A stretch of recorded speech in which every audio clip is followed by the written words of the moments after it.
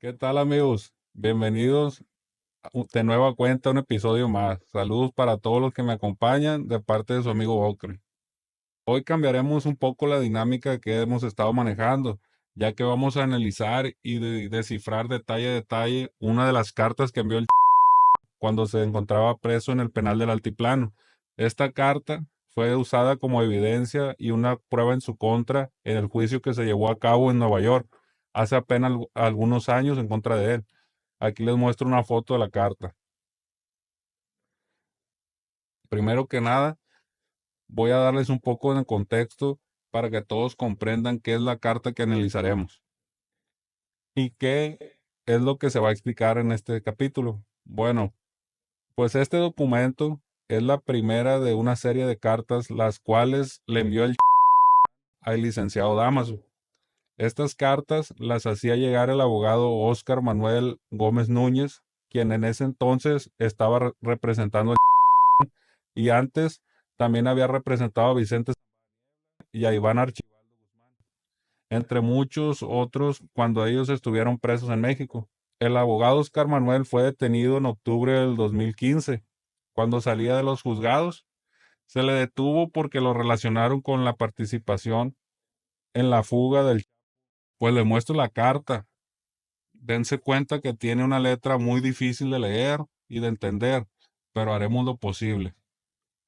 Y la carta dice así: compadre, con mucho gusto le escribo esta carta, deseando que al recibirla se encuentre bien, usted y toda su familia, que son mis mejores deseos. Le cuento que a pesar de que aquí todo es difícil, me tocó suerte por ese lado. El director se ha portado muy bien conmigo. Lo que le pido me ha ayudado. Y por otro lado, el día que llegué al aeropuerto, me encontré con un amigo que hace muchos años lo conocí en el sexenio de Salinas e hice buena amistad con él en aquellos años. Y me dijo que él me visitaría y así ha sido. Me ha estado visitando y me ha comentado cómo fue todo. No contestó y agachó la cabeza y se fue al cuarto donde estaba el cóndor y así quedó todo. Jamás me imaginé que ya alguien lo traía envenenado. Para mí, son tres las líneas las que hay que ponerle atención, a ver si gastan dinero, porque mi amigo hasta hoy no sabe quién está atrás. Para mí son tres líneas, porque él no tenía más amigos que el doctor Alan, el Chuy compadre de él, y la otra línea, los cuñados de Serafín, y otra línea, mariscos, ya que hace tiempo él me comentó que el que vendía se lo compraba a un agente de mariscos. Investigue a quién le vendía negro. Dice mi amigo que la gente que lo convenció fue para ayudar a alguien que está preso o tiene extradición. Ahí le encargo que caminen muy de acuerdo para todo usted y mis cuatro hijos. Pongan contadores en todo el estado y que se paguen los muchachos y viudas de ahí. Y lo que quede por mes, mitad para usted y mitad para ellos, cuatro.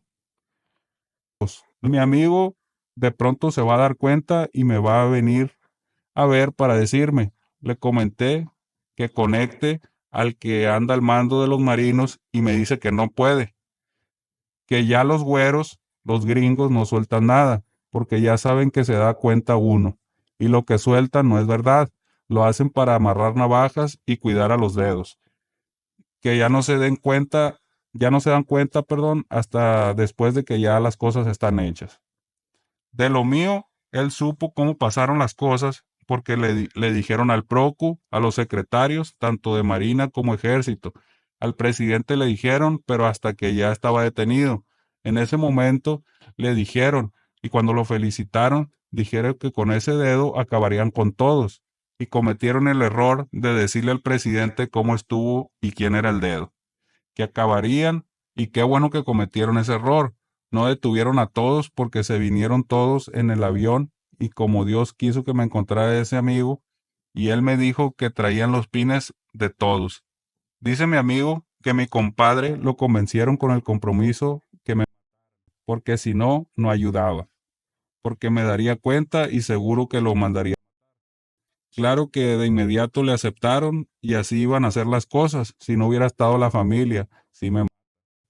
Otra línea que tenía que investigar eran los cuñados de Serafín Zambada, o sea, los hijos de Manuel Torres, más que nada el hijo mayor, Quique Torres, ya que según el Chapo, ellos podrían haberse enterado que él había sido el responsable de haber puesto el M1 con el ejército, dando la ubicación de este, hecho en el cual el M1 terminó por elementos del ejército mexicano. Y esto el Chapo lo hizo solamente para debilitar a la organización del Mayo, porque estaba molesto de que Vicente Zambada estuviera hablando de él con la Fiscalía de Estados Unidos, aun cuando el propio le dio autorización a Vicente de hacerlo, pero solo lo hizo de los dientes para afuera para no quedar mal con su compadre Mayo. Pero como siempre, en este negocio todos son traiciones. Pues había que cobrársela.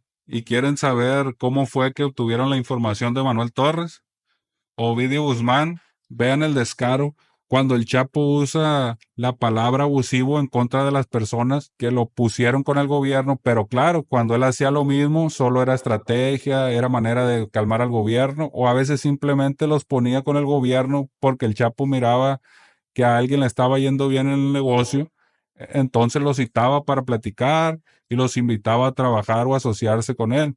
Y de vez en cuando las personas le decían que no, que muchas gracias, que así trabajaban ellos bien solos. Y casualmente el gobierno al poco tiempo los capturaba. Y digo casualmente porque era casualidad para ellos. Pero uno que sabe cómo pasaron las cosas, pues tenemos claro que no fue casualidad, sino un dedazo, ya que los había entregado porque le había molestado que no hubieran querido trabajar con él, colaborar con él.